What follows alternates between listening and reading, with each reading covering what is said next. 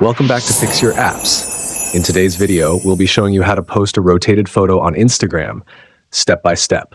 Don't forget to hit the subscribe button for more helpful tips. Step 1. First, open the Instagram app on your Android device. Make sure you're logged in and ready to go. Step 2. Once you're in, tap on your story at the top left corner of the screen. This will open the camera and gallery options. Step 3. Now, you can either take a new photo by tapping the capture button, or if you already have a photo in your gallery, just swipe up and select it.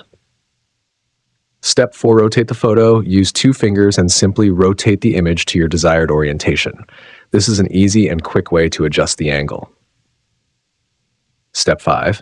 Once you're happy with how the photo looks, tap on the check icon at the bottom right corner to confirm the changes. Step 6. Finally, to share your rotated photo, tap on your story at the bottom left corner. And that's it. Your rotated photo is now posted. Thanks for watching and stay tuned for more videos.